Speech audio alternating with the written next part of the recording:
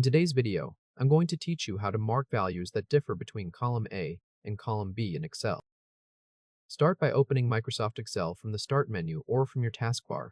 Once Excel is open the workbook that contains the two columns you want to compare.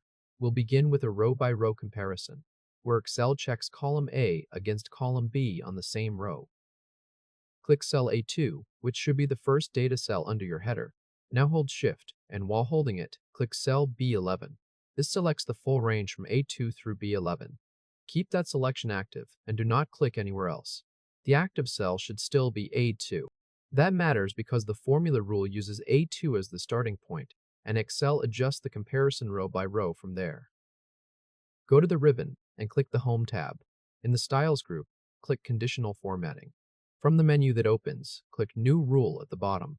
The New Formatting Rule dialog box will appear.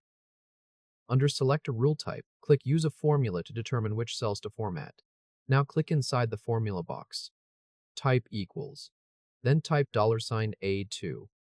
Next type less than sign and greater than sign, which is the not equal to operator in Excel. Then type $B2. The full formula should read as equals $A2 less than sign greater than sign $B2. Now click the Format button.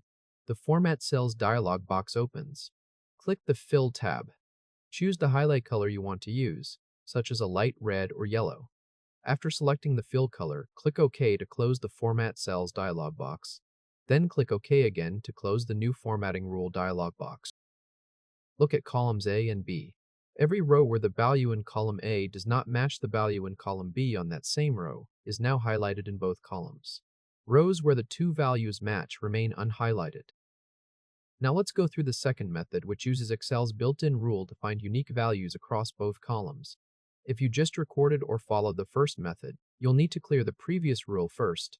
Select cells A2 through B11 again. Go to the Home tab, click Conditional Formatting, then Clear Rules from selected cells. The highlighting disappears and the columns return to plain formatting. If you are only using this second method, you can skip clearing the previous rule. To set up the second method, click cell A2, hold Shift, and click cell B11, so the range from A2 through B11 is selected. With the range still selected, go to the Home tab in the ribbon. In the Styles group, click Conditional Formatting. Hover over Highlight Cells Rules and then click Duplicate Values.